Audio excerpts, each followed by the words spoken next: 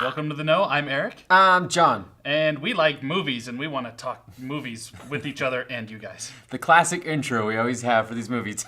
we like movies. We're going to talk about them. Welcome to our movie talking plate. You thought. Yeah.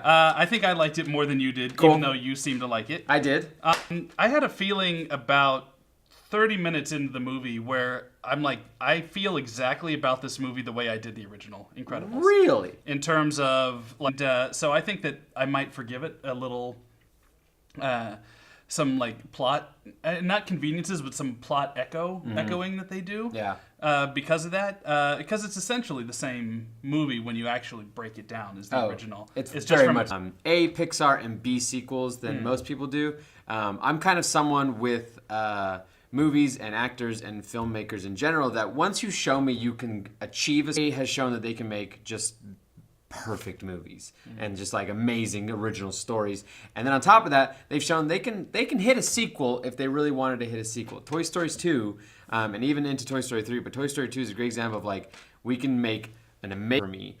Definitely not like anything where I was disappointed or I came out angry, and there was moments in this movie that I will sing praises for the rest of my life. One involves a raccoon, you know? But, you know, as a movie overall, I wasn't amazed, but the first movie, again, from a different perspective, obviously with big differences, but in generally kind of rehashing a little bit of it.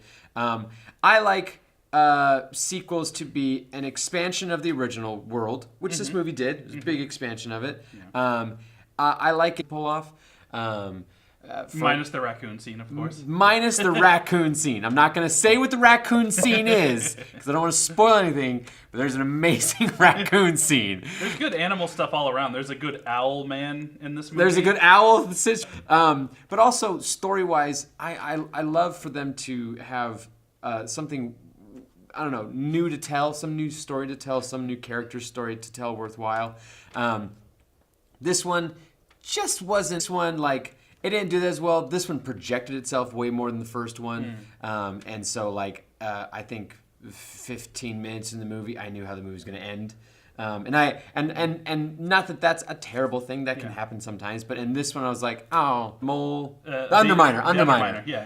The Underminer literally shows up and they start the movie. Yeah, and then there's an overlap with the end of the first movie. And it's essentially... still bad for supers. Yes. And you know, they look at all the destruction. It's like they just see the aftermath. Yeah. And so the concept is that they're trying to revitalize the public perception of supers and get the laws changed so supers can come back. Via Saul from Breaking Bad. Yes. And like he's a very optimistic guy, and he's like, you know, kind of a seller. He's like a business mode to it, because she doesn't go in and like destroy everything, you know, where Mr. Incredible, that's his MO. He'll run in, he'll punch, and, you know, destroy shit, and, you know, that's how he wins. Her story is to go off and help change laws, and Mr. Incredible... That's what he wants to do. He wants to be that hero. Yeah. And he thinks that's his role, so he feels emasculated. I did like that. And in the way that they play it, like, it doesn't come off as, like, misogynistic, as you would think. Yeah. What it should be, whereas, you know, the guy goes and work and that kind of thing. Yeah. But it doesn't just leave it there, and it does develop it a lot more. Yeah, because you also get the feeling he's not just upset that, you know, the woman in the relationship is making the money or getting the job. No. It's that she is, like you did, superhero. Yeah. Things like, I got this is super easy. Yeah. And at the beginning, he thinks he does it, and that's one of the things that I really liked about what they did there is, like, at the beginning, he's like, yeah, no, this is simple. Feed the kids, put them to bed, read them a bedtime story, and then, as, you know, anybody... traveling abilities. Yes.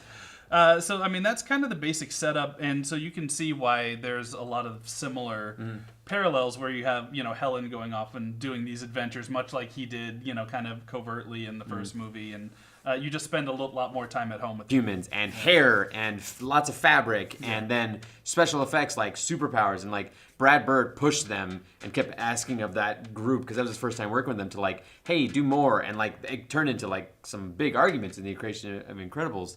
But someone had to figure out how to tell there's a moment where Jack is licking a ice ball, and I know that someone had to create a program that would create action scenes. There's a sequence where Helen has to stop a runaway train. There's and she's on her motorcycle, and I think clips are online about this now.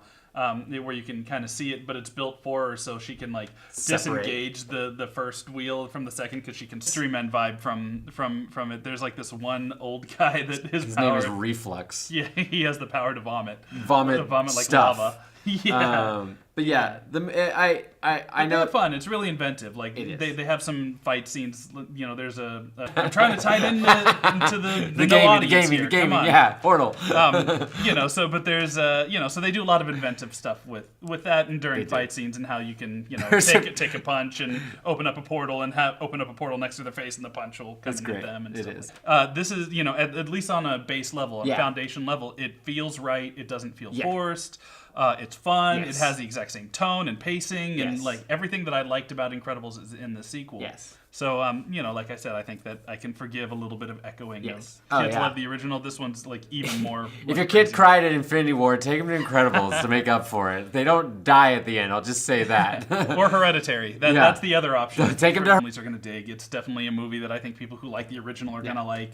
You know, I don't see a downside Nope. to going to see this one. It's pretty. It's big. It's loud. It's fun. Good summer movie. Yeah. That'll be it. That it? Yeah, we've done it. We'll see you next time. Change people's perceptions about superheroes, and Elastigirl is our best play. Better than me?